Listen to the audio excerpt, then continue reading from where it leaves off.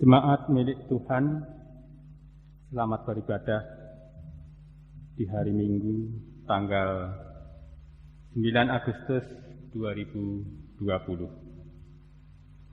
Kita adalah milik Tuhan, kita semua diberikan kesempatan untuk bersekutu dan memuliakan nama Tuhan melalui ibadah pada hari Minggu ini.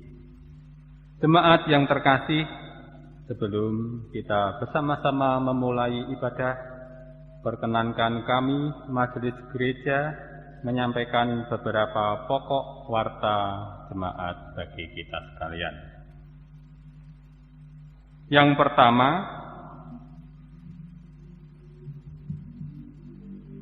hari ini adalah ibadah di minggu yang kedua di bulan Agustus. Kami, Majelis Gereja, memberikan kesempatan kepada jemaat sekalian untuk beribadah secara langsung atau tatap muka di gereja. Namun, walaupun demikian, kami juga memberikan kesempatan kepada warga gereja untuk tetap bisa melakukan ibadah di rumah.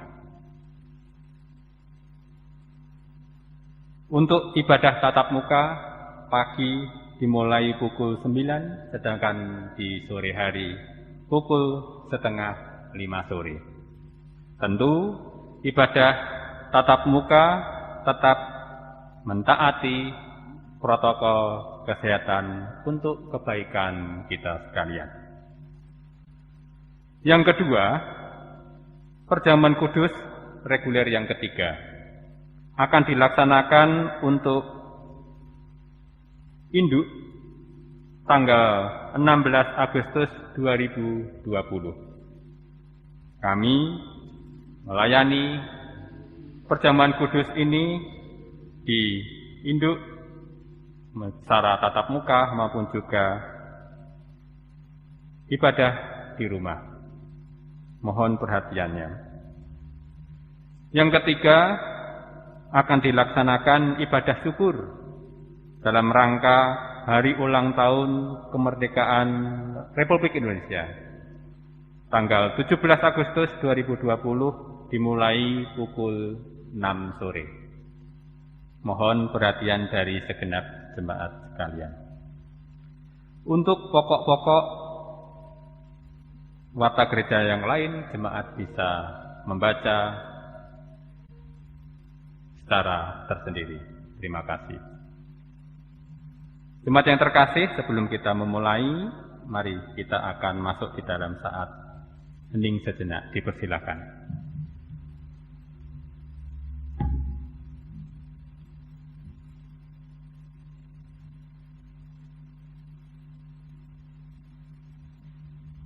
Jemaat yang terkasih, kami undang untuk bangkit berdiri. Marilah kita akan memulai ibadah saat ini dengan kita memuliakan nama Tuhan melalui pujian Kidung Jemaat 21 bait yang pertama, hari Minggu, hari yang mulia.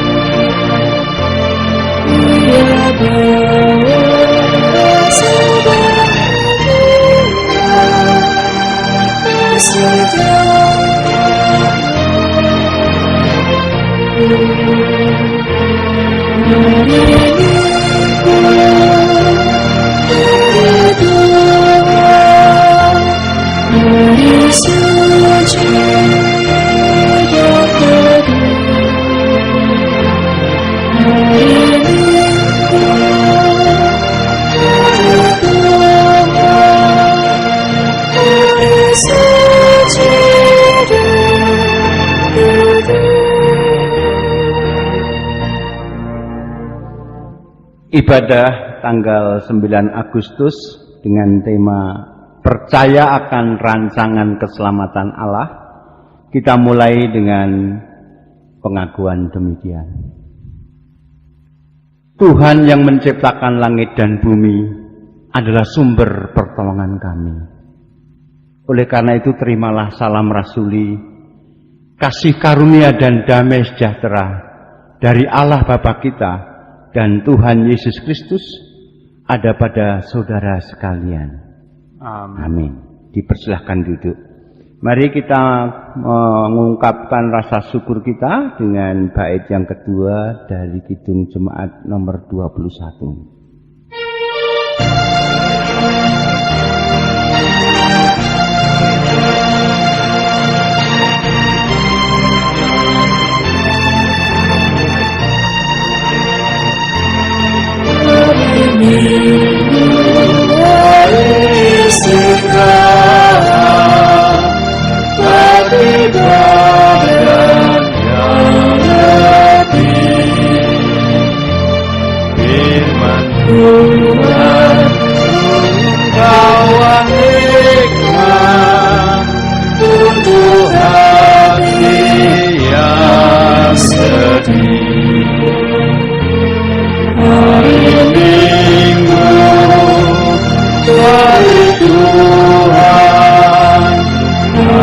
Suci dan teduh, hari Minggu, hari Tuhan, hari suci dan teduh.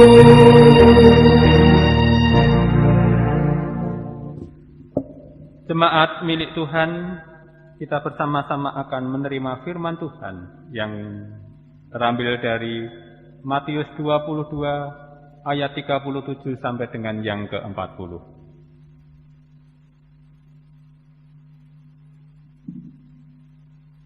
Demikian hukum kasih dari Tuhan.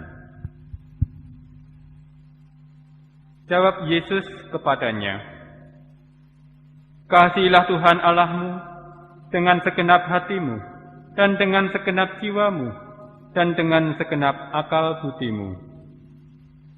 Itulah hukum yang terutama dan yang pertama. Dan hukum yang kedua, yang sama dengan itu ialah, kasihilah sesamamu manusia seperti dirimu sendiri. Pada kedua hukum inilah tergantung seluruh hukum Taurat dan kitab para nabi." Jemaat yang dikasihi Tuhan, setelah kita menerima firman Tuhan ini dan merasa-rasakannya, tampak jelas sekali bahwa kita belum bisa melaksanakannya dengan sepenuh hati di dalam kehidupan kita.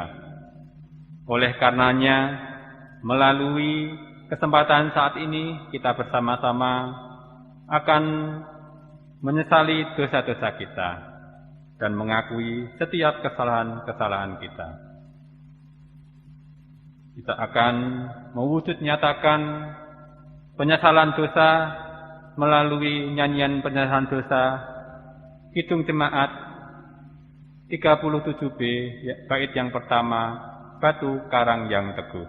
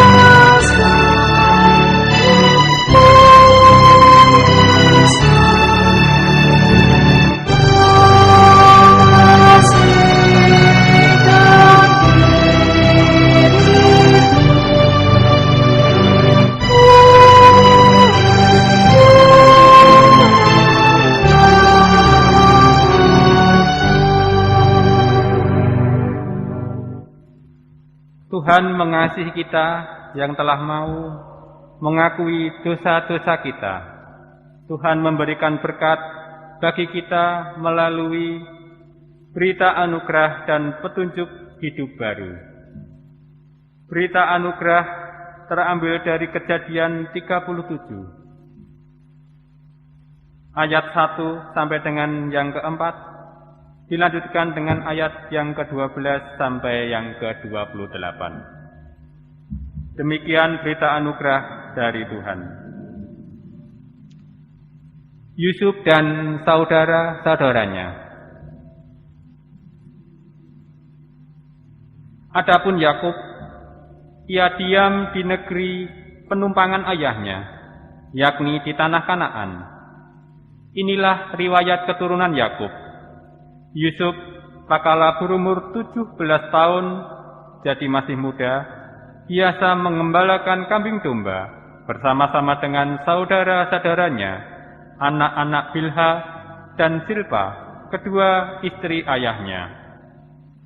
Dan Yusuf menyampaikan kepada ayahnya kabar tentang kejahatan saudara-saudaranya. Israel lebih mengasihi Yusuf dari semua anaknya yang lain, sebab Yusuf itulah anaknya yang lahir pada masa tuanya. Dan ia menyuruh membuat jubah yang maha indah bagi dia.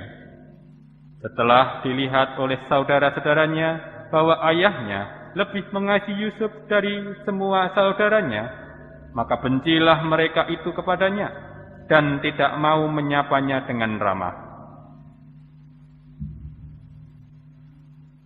Pada suatu kali, pergilah saudara-saudaranya mengembalakan kambing domba ayahnya dekat Sikem. Lalu Israel berkata kepada Yusuf, "Bukankah saudara-saudaramu mengembalakan kambing domba dekat Sikem? Marilah engkau kusuruh kepada mereka." Saud Yusuf, "Ya Bapa." Kata Israel kepadanya, "Pergilah engkau melihat apakah baik keadaan saudara-saudaramu dan keadaan kambing domba, dan bawalah kabar tentang itu kepadaku." Lalu Yakub menyuruh dia dari lembah Hebron, dan Yusuf pun sampailah ke Sikem. Ketika Yusuf berjalan ke sana kemari di padang, bertemulah ia dengan seorang laki-laki yang bertanya kepadanya, "Apakah yang kau cari?" Sautnya, "Aku mencari saudara-saudaraku. Tolonglah, katakan kepadaku, di mana mereka mengembalakan kambing domba?" Lalu kata orang itu, "Mereka telah berangkat dari sini, sebab telah kudengar mereka berkata, 'Marilah kita pergi ke Dotan.'" Maka Yusuf menyusul saudara-saudaranya itu, dan didapatinya mereka di Dotan. Dari jauh ia telah kelihatan kepada mereka. Tetapi sebelum ia dekat pada mereka, mereka telah bermufakat mencari daya upaya untuk membunuhnya.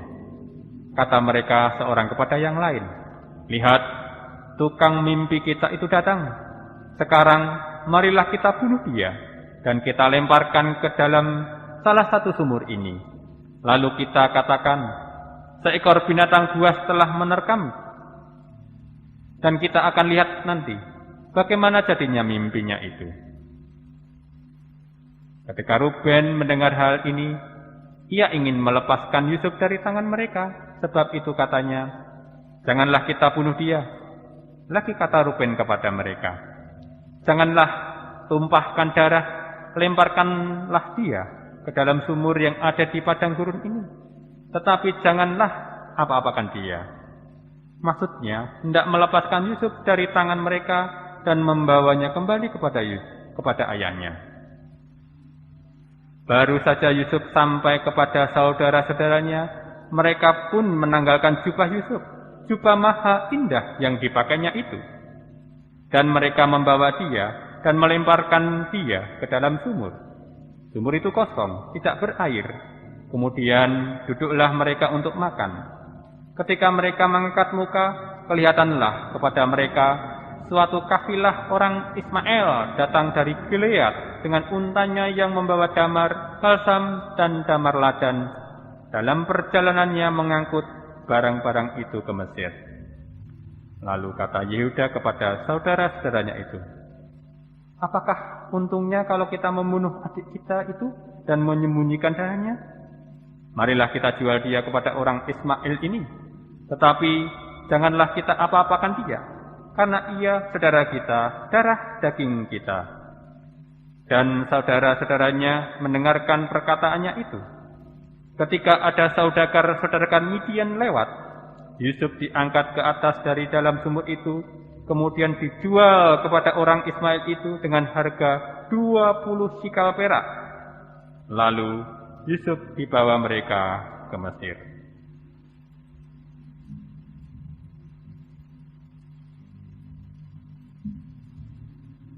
Jemaat yang terkasih, kita juga akan menerima petunjuk hidup baru yang terambil dari Roma 10 ayat yang ke-5 sampai dengan yang ke-15. Demikian petunjuk hidup baru bagi kita. Sebab Musa menulis tentang kebenaran karena hukum Taurat. Orang yang melakukannya akan hidup karenanya. Tetapi kebenaran karena iman berkata demikian. Jangan katakan di dalam hatimu, siapakah akan naik ke surga? Yaitu untuk membawa Yesus turun. Atau siapakah akan turun ke jurang maut? Yaitu untuk membawa Kristus naik dari antara orang mati. Tetapi apakah katanya? Ini, firman itu dekat kepadamu, yakni di dalam mulutmu dan di dalam hatimu. Itulah firman iman yang kami beritakan. Sebab jika kamu mengaku dengan mulutmu bahwa Yesus adalah Tuhan dan percaya dalam hatimu bahwa Allah telah membangkitkan Dia dari antara orang mati, maka kamu akan diselamatkan. Karena dengan hati orang percaya dan dibenarkan, dan dengan mulut orang mengaku dan diselamatkan. Karena kitab suci berkata, barang siapa yang percaya kepada Dia tidak akan dipermalukan. Sebab tidak ada perbedaan antara orang Yahudi dan orang Yunani. Karena Allah yang satu itu adalah Tuhan dari semua orang, kaya bagi semua orang yang berseru kepadanya. Sebab barang siapa yang berseru kepada nama Tuhan akan diselamatkan. Tetapi bagaimana mereka dapat berseru kepadanya jika mereka tidak percaya kepada Dia? Bagaimana mereka dapat percaya kepada Dia jika mereka tidak mendengar tentang Dia? Bagaimana mereka mendengar tentang Dia jika tidak ada yang memberitakannya? Dan bagaimana mereka dapat memberitakannya jika mereka tidak diutus? Seperti ada tertulis, betapa indahnya kedatangan mereka yang membawa kabar baik. Demikianlah berita anugerah dan petunjuk hidup baru bagi kita sekalian. Mari, jemaat yang terkasih, kita sanggupi, kita respon firman Tuhan ini dengan kita menyanyikan nyanyian kesanggupan Kidung Jemaat 334 bait yang pertama. Jangan takut hai tanah.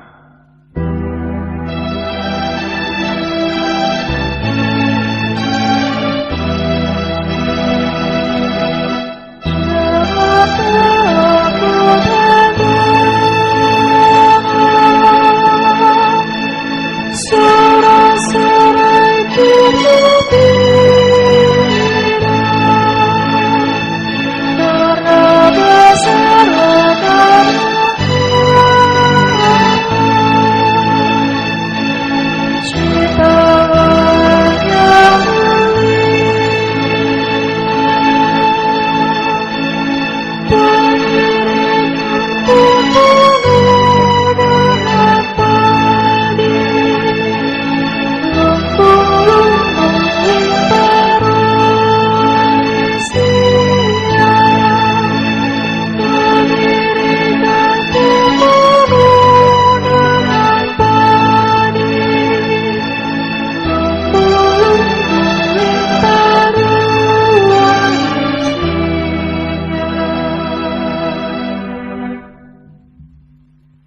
Jemaat milik Tuhan, Tuhan Allah begitu sayang kepada kita. Berkat Tuhan begitu melimpah bagi kita. Ini kita bisa merasakannya di dalam kita bisa mencukupi setiap kebutuhan-kebutuhan kita. Oleh karenanya, marilah kita tunjukkan tanda kasih kita kepada Tuhan dan juga tanda kasih kita untuk melayani sesama. Kita diberikan waktu untuk memberikan persembahan. Adapun sebagai dasar kita melakukan persembahan terambil dari Mazmur 105. Mazmur 105 ayat yang pertama sampai dengan yang ke-6, dilanjutkan ayat yang ke-16 sampai yang ke-22. Demikian firman Tuhan sebagai dasar kita memberikan persembahan. Puji-pujian atas segala perbuatan Allah di masa lampau. Bersyukurlah kepada Tuhan, serukanlah namanya, perkenalkanlah perbuatannya di antara bangsa-bangsa. Bernyanyilah bagi Dia, bermazmurlah baginya, percakapkanlah segala perbuatannya yang ajaib. Bermegahlah di dalam namanya yang kudus, biarlah bersuka hati orang-orang yang mencari Tuhan. Carilah Tuhan dan kekuatannya, carilah wajahnya selalu. Ingatlah perbuatan-perbuatan ajaib yang dilakukannya, mujizat-mujizatnya, dan penghukuman-penghukuman yang diucapkannya. Hai anak cucu Abraham hambanya, hai anak-anak Yakub orang-orang pilihannya.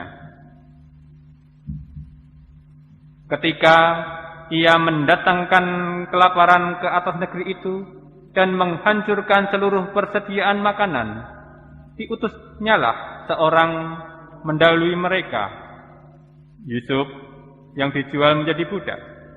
Mereka mengimpit kakinya dengan belenggu, lehernya masuk ke dalam besi, sampai saat firman-Nya telah genap dan janji Tuhan membenarkannya. Raja menyuruh melepaskannya, penguasa bangsa-bangsa membebaskannya. Dijadikannya Dia tuan atas istananya dan kuasa atas segala harta kepunyaannya, untuk memberikan petunjuk kepada para pembesarnya sekehendak hatinya dan mengajarkan hikmat kepada para tua-tuanya. Jemaat yang terkasih, sambil kita mengumpulkan persembahan, kita akan mengiringnya dengan pujian melalui Kidung Jemaat 302 bait yang pertama, Kubri Persembahan.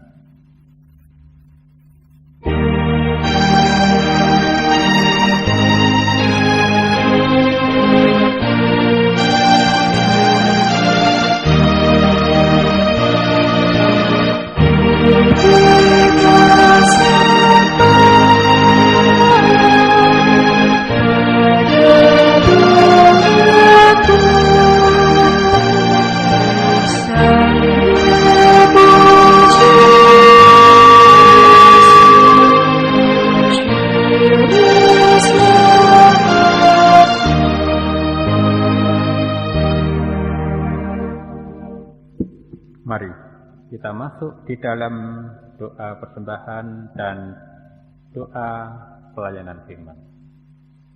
Tuhan yang Maha Kasih, Tuhan yang senantiasa ada di kehidupan kami hari lepas hari, Tuhan telah memberikan berkat yang luar biasa bagi kami. Ini kami merasakan Tuhan memampukan kami untuk bisa hidup di tengah-tengah kami menjalani kehidupan sebagai umat Tuhan di dunia ini. Tuhan memampukan kami untuk bisa mencukupi setiap kebutuhan-kebutuhan kami. Tentu itu semata-mata karena campur tangan kasih Tuhan bagi kami, bukan semata-mata karena kepintaran kami, bukan pula karena semata-mata karena kekuatan kami. Ini adalah tanda kasih Tuhan bagi kami. Sehingga ya Tuhan, perkenankan kami melalui sarana persembahan ini, kami menyisihkan berkat yang telah Tuhan berikan bagi kami. Kiranya yang kami sisihkan persembahan ini, Tuhan berkenan untuk memberkatinya. Tuhan berkenan untuk menyucikannya, sehingga berguna bagi pelayanan gereja kami, berguna bagi kehidupan kejemaatan gereja kami ini. Tentu ini semata-mata untuk menjalankan tugas sebagai murid Tuhan di kehidupan kami, menjadi terang, menjadi garam di dunia ini. Sehingga ya Tuhan, sebentar juga kami akan menambah pengetahuan kami, menambah hikmat kami melalui sabda Tuhan, firman Tuhan yang akan disampaikan oleh Bapak Pendeta Setyo Utomo. Kami siap untuk mendengarkannya. Di dalam nama Yesus Kristus, kami telah berdoa. Amin.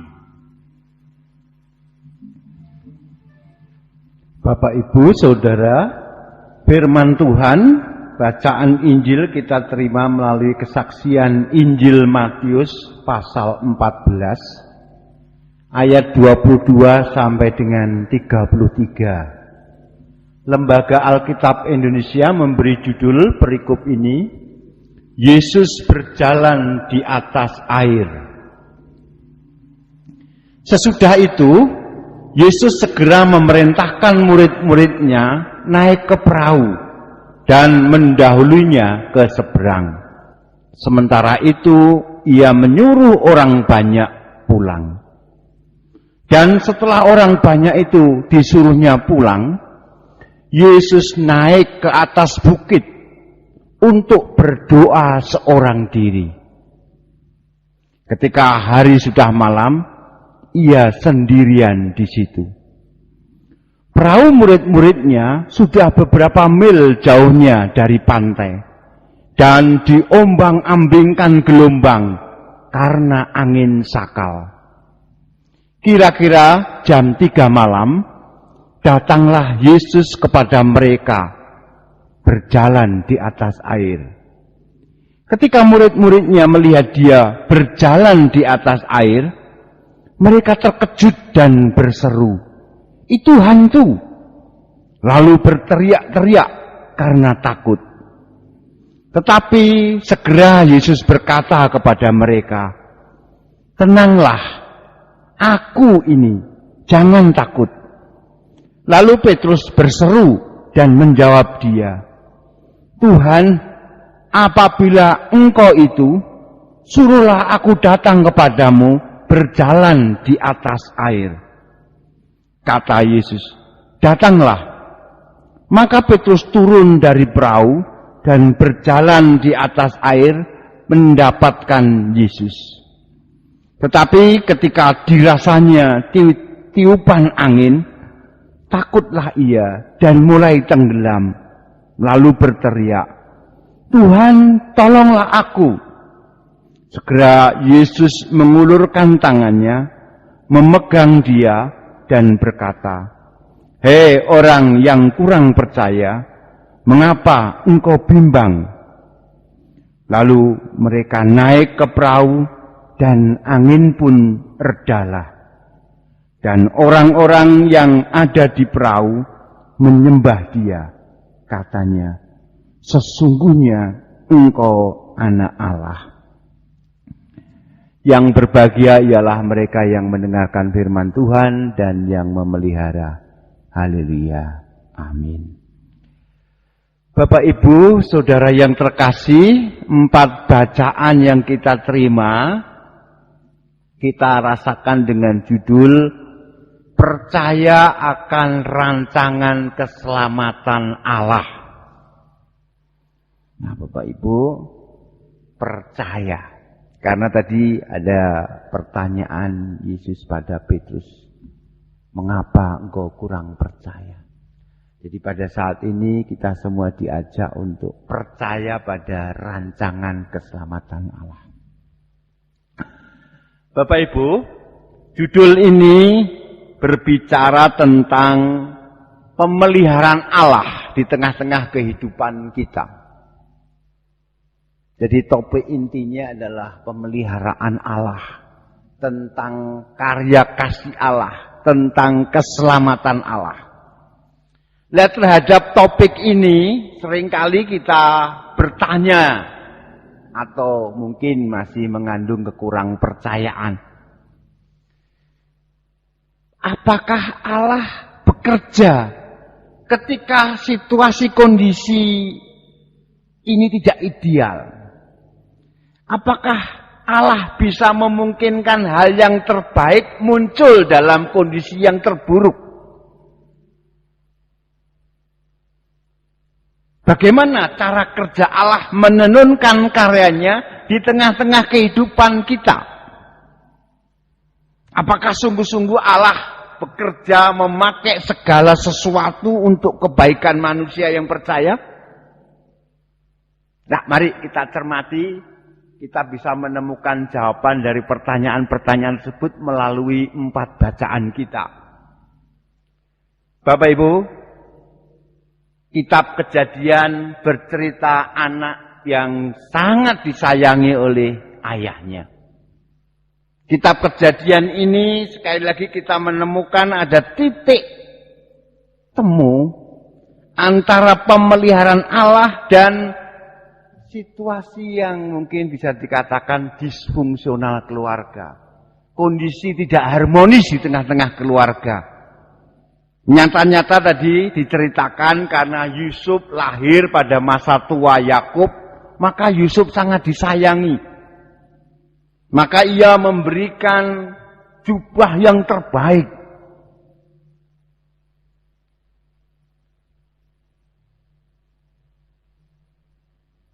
Dan yang lebih buruk lagi adalah Yusuf ini seorang pemimpi.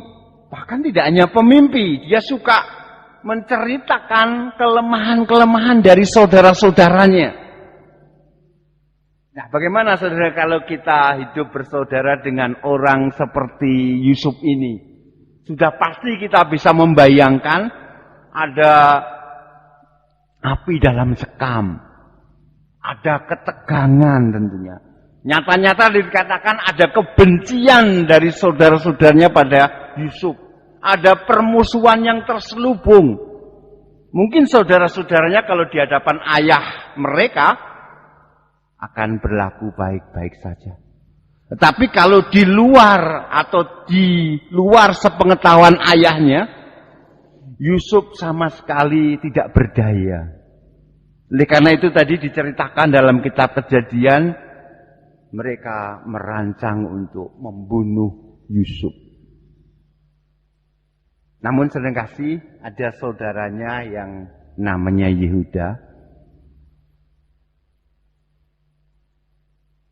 memberikan nasihat. Ya, pertama mungkin berguna untuk menyelamatkan adiknya.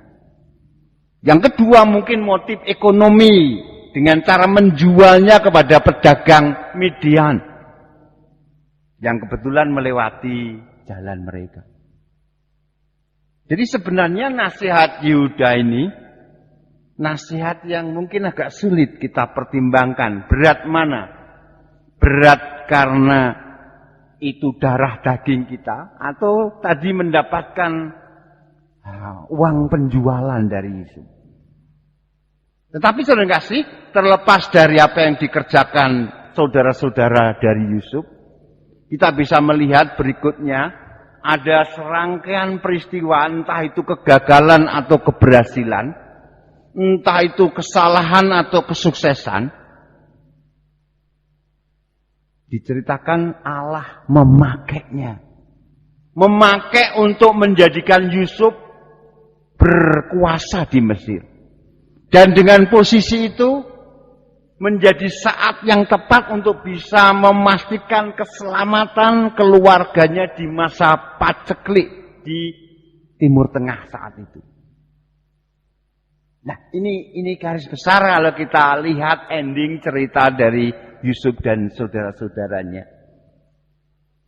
Dari sini kita tahu tujuan karya Allah terlepas dari dia memakai kelemahan, kesalahan dari manusia, dari saudara-saudara Yusuf.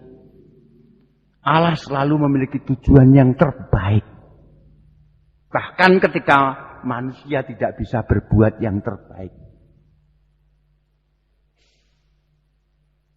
Nah, Bapak Ibu, kita seringkali mengalami kondisi yang tidak baik. Kita seringkali melakukan hal yang tidak baik. Tapi Tuhan menyisipkan satu kebaikan yang lebih tinggi di tengah-tengah kelemahan kita. Dan mungkin kebaikan yang lebih tinggi itu tidak mampu kita nalar. Demikian pula yang terjadi pada kisah Yusuf dan saudara-saudaranya. Jadi Bapak Ibu, rancangan keselamatan Allah sudah terbukti pada cerita Yusuf dan saudara-saudaranya. Allah memakai kelemahan saudara-saudaranya justru untuk alat menyelamatkan keluarga besar itu. Kalau kita lihat di bacaan Mazmur 105, di sana bercerita tentang perbuatan-perbuatan ajaib Allah di masa lalu. Maka di ayat 4, carilah kuasa Allah. Bapak Ibu, dalam kondisi kita saat ini, apakah perbuatan-perbuatan ajaib Allah yang bisa kita lihat di tengah-tengah kemanusiaan manusiawi kita yang bisa keliru? Apakah perbuatan ajaib Allah masih bisa terjadi? Apakah Tuhan masih menggunakan atau masih bisa menyempurnakan ketidaksempurnaan kita sebagai sarana untuk menghasilkan sesuatu yang positif? Nah, Bapak Ibu, di sini kita berurusan dengan soal keterbatasan kita. Tadi berbicara tentang keterbatasan saudara-saudara Yusuf. Di sini kita berbicara tentang ketidaksempurnaan kita.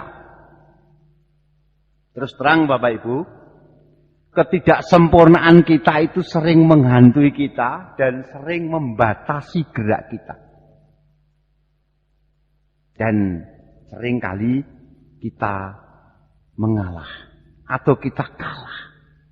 Membuat kita menyerah dan membuat kita tidak berdaya. Nah, jadi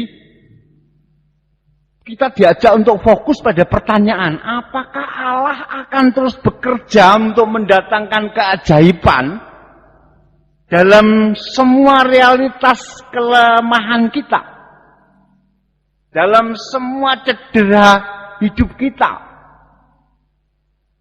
Ini persoalannya adalah ada pada soal percaya atau kurang percaya. Itu kalau kita lihat dalam bacaan Mazmur 105. Sementara dalam kitab Roma pasal 10, Paulus berkata kepada jemaat di Roma dan mengatakan bahwasanya Allah itu menggunakan firman iman. Allah itu bekerja dalam kehidupan semua orang. Tuhan bekerja untuk membawa keselamatan. Barang siapa percaya dan berseru maka diselamatkan. Tetapi sekali lagi, pemeliharaan ilahi, keselamatan Allah tidak membatalkan kebebasan manusia. Keilahian bekerja melalui kemanusiaan dalam segala keterbatasannya. Dan Allah mampu menghadirkan sesuatu yang indah, yang suci. Allah menenun dan merendah semua peristiwa untuk keselamatan kita. Itu inti dari kitab Roma pasal 10 ayat 5 sampai 15. Sementara itu Bapak Ibu, dalam kisah Injil, pertama bacaan Injil menyoroti pentingnya doa dan tindakan. Pentingnya transformasi. Jadi diceritakan Tuhan selalu setelah berkarya, dia menyendiri di sebuah bukit, dia menyepi seorang diri, dia berdoa. Dan doa itu sangat penting untuk menggarami tindakan kita. Dari doa muncul tindakan yang sangat dramatis. Diceritakan tadi, Yesus tiba-tiba ada di tengah-tengah para murid yang sedang diombang-ambingkan angin sakal, diombang-ambingkan badai. Dan diceritakan setelah berdoa, Yesus berjalan di atas air. Kita tidak perlu mencoba memahami bagaimana cara Tuhan untuk bisa melakukan tindakan ajaib ini. Tapi paling tidak, Matius berfokus pada soal kehadiran kuasa Yesus. Soal kuasa Yesus yang hadir di tengah-tengah badai kehidupan. Jadi Matius memberi penekanan ketika para murid di tengah-tengah badai, kuasa Yesus hadir. Yesus hadir. Yesus bersama dengan para murid. Gelombang tidak dapat mengalahkan pemeliharaan Allah bagi orang percaya. Badai tidak akan mengalahkan orang percaya karena ada kehadiran Allah. Nah, Bapak Ibu, kita cermati tanggapan menarik dari Petrus. Ketika Petrus melihat Yesus berjalan di atas air, Petrus meminta kekuatan yang sama. Dan Tuhan mengizinkan, mari. Lalu Petrus melompat keluar dari perahu dan ia bisa berjalan di atas air sama seperti Yesus. Tapi ketika ia merasakan ada angin yang menerpa dia, maka pelan tapi pasti dia tenggelam. Dan disitulah ia berseru, Tuhan tolonglah. Karena ketakutan membuat Petrus tenggelam, membuat Petrus goyah. Dan akhirnya tenggelam. Dan akhirnya Yesus mendekati Petrus, meraih tangan Petrus, dan Petrus diselamatkan. Disinilah kepercayaan bertemu dengan pemeliharaan Allah. Dan tentu pertanyaannya adalah sama seperti di depan. Apakah kita termasuk yang kurang percaya atau yang percaya pada rancangan keselamatan Allah? Meskipun di tengah badai pandemi. Amin. Saat itu untuk kita.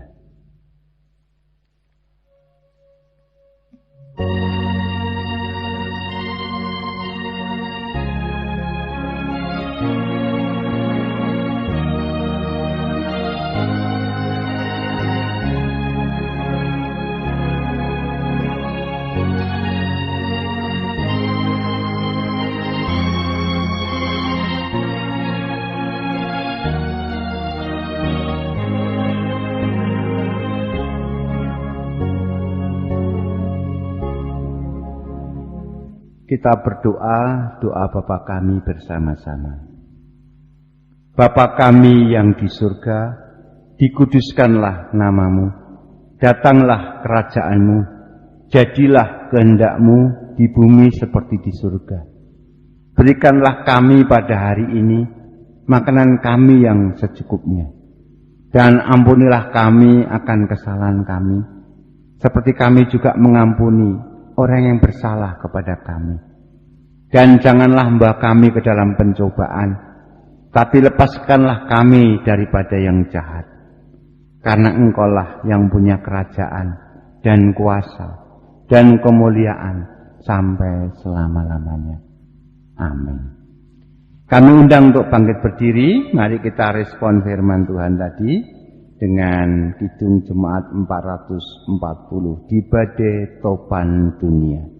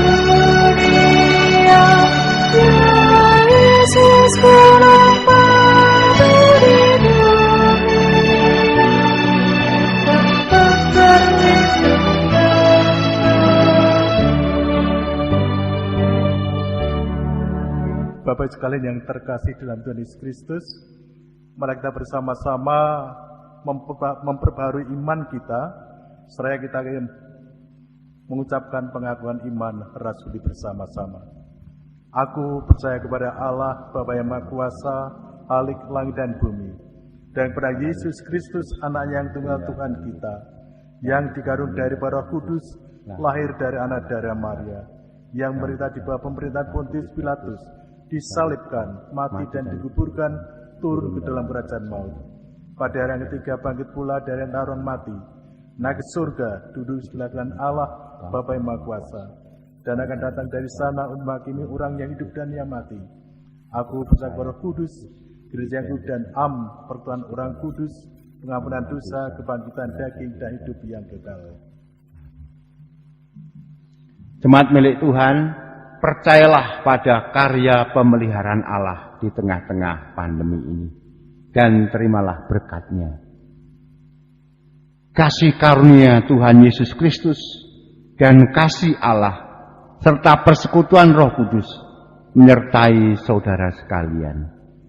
Amin. Kita akhiri dengan nyanyian Kidung Jemaat bait yang kedua nomor 440.